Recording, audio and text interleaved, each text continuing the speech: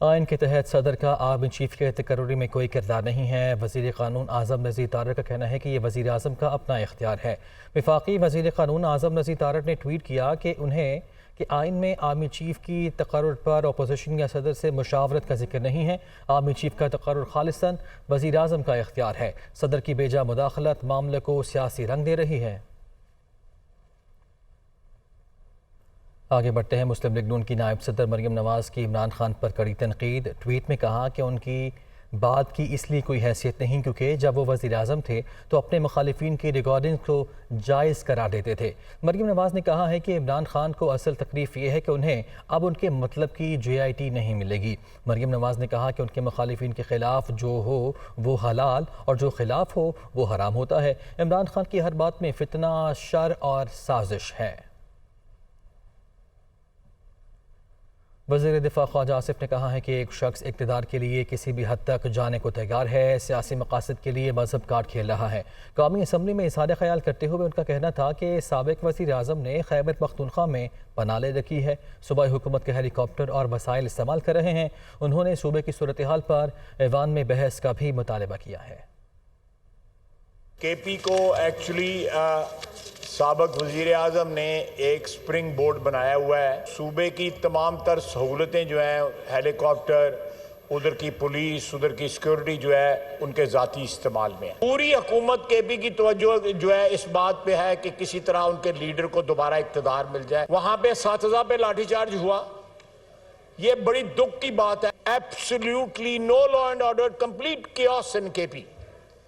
اس صورت میں وہ کلیم کر رہا ہے کہ مجھے جو ہے میرا اقتدار جو پاکستان کی پارلیمنٹ نے ووٹ آف نو کانفیڈنس سے اس سے چھینا تھا وہ واپس کیا جائے۔ وہ ڈیسپریٹ ہے، کبھی حقیقی آزادی کی بات کرتا ہے اور حقیقی آزادی کیا ہے وہ ساری کی ساری آڈیو لیک سے پتہ لگ گئی ہے۔ اس کا اصلی چہرہ جو ہے، بھیانک چہرہ جو ہے وہ سارا سامنے آنے والا ہے۔ یہ آگ جو ادھر ادھر انہوں نے اس کی نیگلیجنس کی وجہ سے یا ڈیلیبریٹلی وہاں پہ جو لگائی گئی ہے وہ کہیں دوسری جگہوں پہ نہ آ جائے، کوئی زیادہ دور کی بات نہیں ہے۔ میرا تو خیال ہے کہ اس سچویشن کے اوپر ہاؤس کو ایک بحث کرنی چاہیے، ایک دن مختص ہونا چاہیے کہ اس وقت KP میں کیا ہو رہا ہے۔ وفاقی وزیر سعد رفیق نے کہا ہے کہ سیاست میں جو چل رہا ہے وہ کسی طور پر ملکی مفاد میں نہیں، چڑھائی کی باتوں سے کچھ نہیں نکلے گا۔ کیا عمران خان کے وفاقی دارالحکومت میں آ کر بیٹھنے پر شہباز شریف اسمبلی توڑ دیں گے؟ ایسا نہیں ہو سکتا۔ انہوں نے کہا کہ دھینگا مشتی کی سیاست میں تباہی کے سوا کچھ نہیں ملے گا۔ وہ لاہور میں پریس کانفرنس کر رہے تھے۔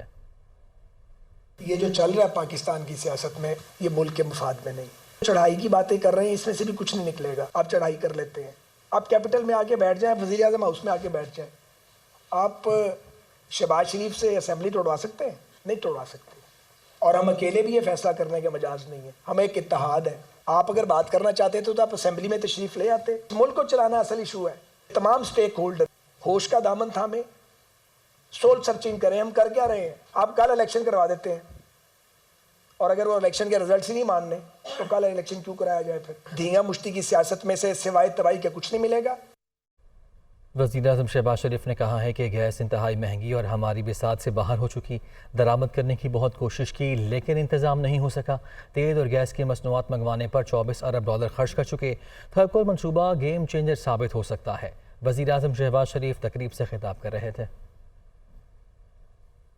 تھرکول کو اگر ہم پروموٹ کریں تو پاکستان کا زر مبادلہ بچے گا، پاکستان کی صنعتیں سستی مصنوعات بنا سکیں گی اور پاکستان کی جو معیشت جو ہے وہ بہت تیزی سے آگے ترقی کر سکے گی۔ $24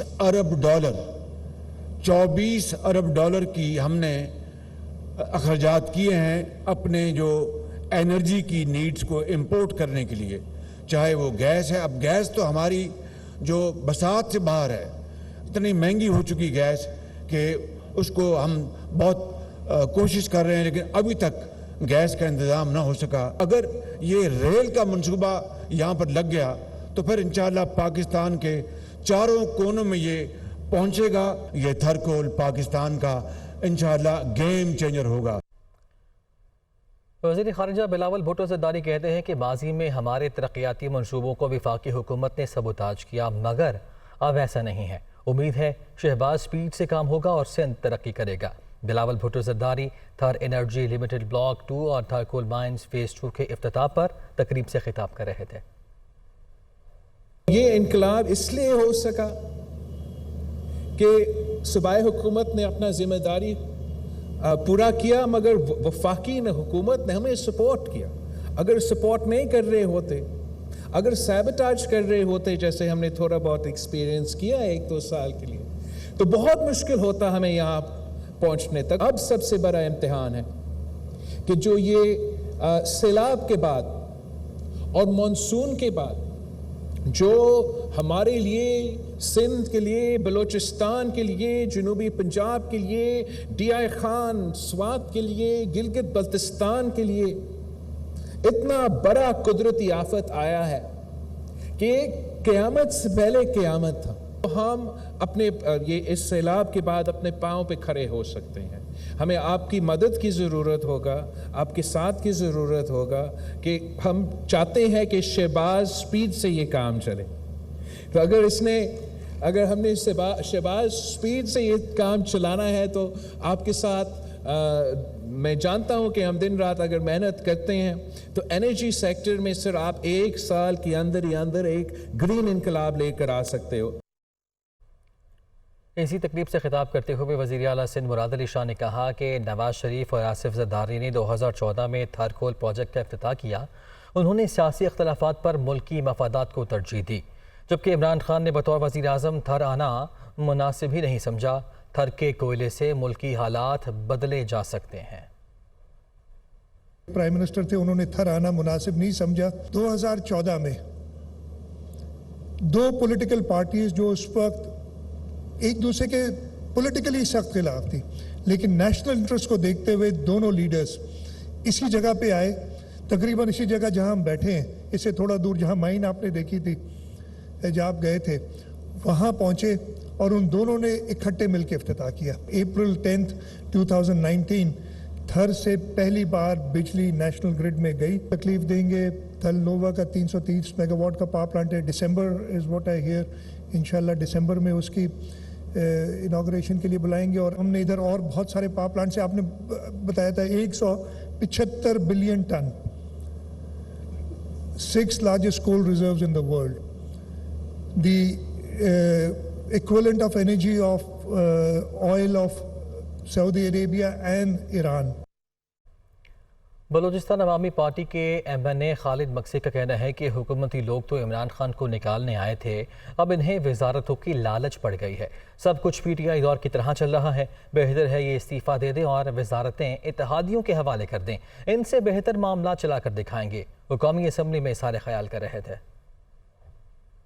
یہ جو حکومت والے سارے بیٹھے ہیں، یہ آئے تھے عمران خان کو نکالنے، مگر ان کو لالچ پڑ گئی منسٹریز کی۔ بہتر ہے کہ سارے استعفیٰ دے دیں، جو ہم الائز ہیں ہمیں دے دیں، ہم سارا آپ کو ٹھیک چلا کے دیں گے، پریزیڈنٹ بھی ہوں گے، جواب بھی دیں گے، یہ سارا چھوڑ دیں، یہ منسٹریوں کے سردر چھوڑیں، ہمیں کرنے دیں۔ انہوں نے بڑی منسٹریاں کی، کوشش کی، مگر سیم عادت رہی ہے، ایٹیٹیوڈ کا بھی مسئلہ ہے، آتے بھی نہیں ہیں، تو یہ کیسے چلے گا سر؟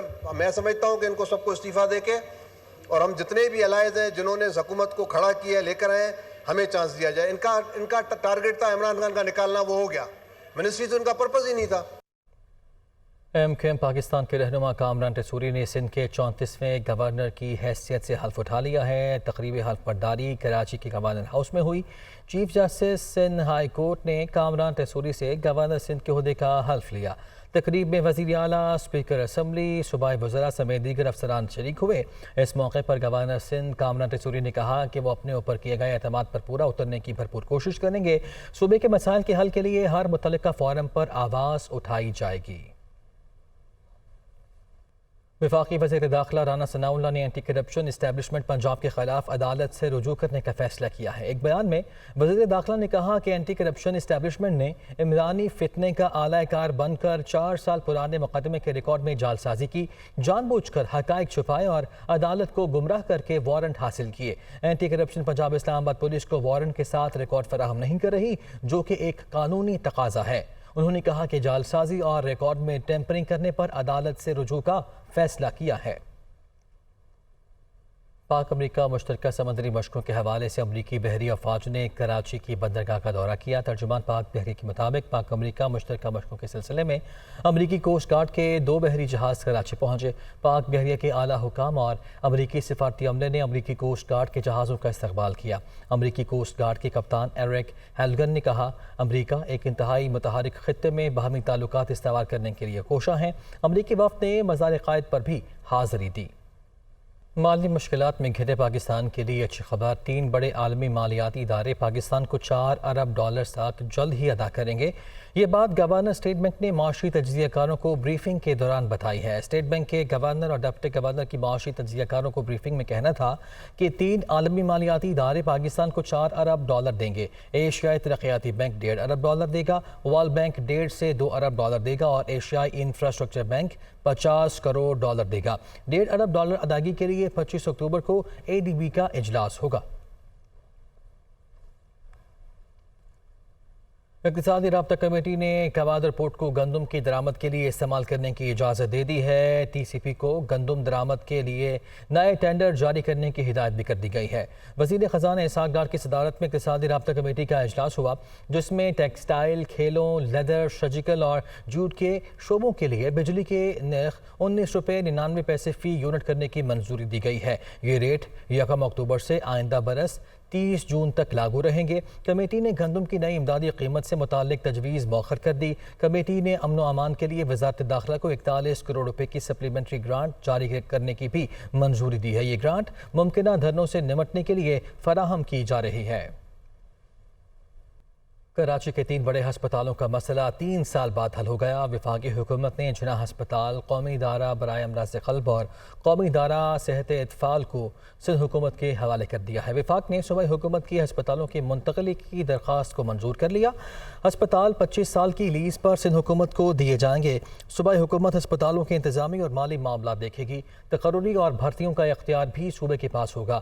لیز معاہدے کے تحت ہسپتالوں کی زمین وفاقی حکومت کے نام رہے گی۔ PTI دورہ حکومت میں ہسپتالوں کا کنٹرول وفاق نے لے لیا تھا۔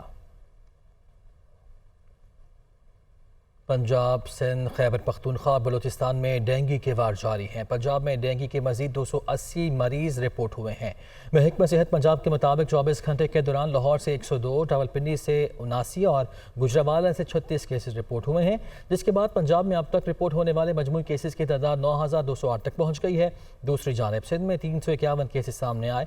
محکمہ صحت سندھ کے مطابق صرف 247 کیسز کراچی سے رپورٹ ہوئے ہیں۔ خیبر پختونخوا میں ڈینگی کے مزید 254 کیسز اور بلوچستان میں ڈینگی کے مزید 27 کیس رپورٹ ہوئے ہیں۔